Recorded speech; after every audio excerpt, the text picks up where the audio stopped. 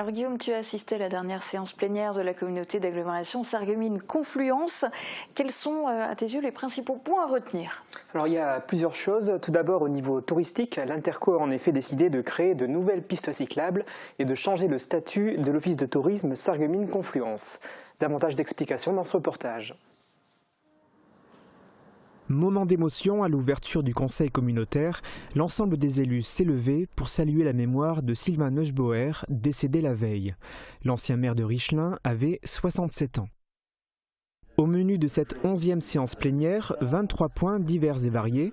Des problématiques liées au tourisme ont notamment été évoquées. La communauté d'agglomération Sarreguemines-Confluence souhaite notamment aménager 3 nouvelles pistes cyclables, une de 385 mètres à Sarralbe, entre la section rue Saint-Bernard et le pont Canal, une deuxième entre Neufgrange-et-Roth sur une distance de 410 mètres, et une dernière, la plus importante, 2400 mètres de distance entre Lixin-les-Roulins et Grossbiederstroff. 1 92 000 € hors taxes seront nécessaires pour réaliser ces travaux. Pour l'aider à financer ces différents chantiers, la CASC va solliciter des cofinancements auprès de l'État et du département. Qui pour diriger l'office de tourisme Sarreguemines-Confluence? Depuis les départs de sa directrice et de sa directrice adjointe, l'OT est dans une position inconfortable. Les élus communautaires ont décidé qu'il devait changer de statut. D'association, il devient EPIC ou établissement public industriel et commercial. Il fait ainsi son entrée dans la comptabilité publique. Au sein de son comité de direction, on retrouvera 12 élus et 11 représentants socioprofessionnels et associatifs. Le recrutement d'un directeur est en cours. Autre sujet qui peut apparaître comme un bon plan pour les habitants de l'Interco, en complément de l'OPA-RU récemment approuvé par le conseil municipal de Sarreguemines, la CASC s'engage dans la même dynamique et va signer sa propre OPA ou opération programmée d'amélioration de l'habitat. Concrètement, 485 000 € sont débloqués par l'agglo pour aider les propriétaires qui souhaitent améliorer leur logement au niveau de l'accessibilité ou de la performance énergétique.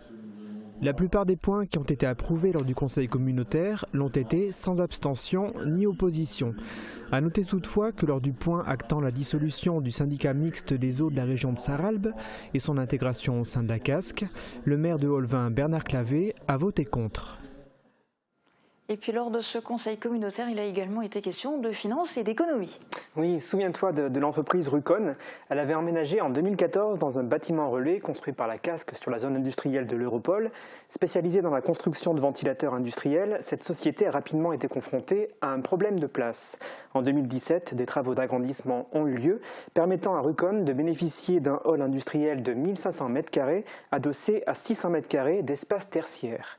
La suite a été plus difficile, comme va nous l'expliquer le premier vice-président de la CASC en charge du développement économique. Malheureusement, une fois ces travaux terminés, alors qu'on pensait que toutes les conditions étaient réunies pour que tout se passe bien, Rucon a commencé à rencontrer des difficultés économiques suffisamment sérieuses en tout cas, pour que l'entreprise ne puisse plus payer régulièrement ses loyers. Alors, malgré d'ailleurs l'aide et la souplesse d'un échéancier qui avait été adapté par la communauté d'agglo, pour les aider, la situation s'est de plus en plus dégradée. Mince, on a envie de dire. Et alors, du coup, on en est où? Eh bien, la CASC a décidé d'actionner la clause résolutoire du bail et depuis le mois d'octobre, la communauté d'agglomération a pris intégralement possession du bien.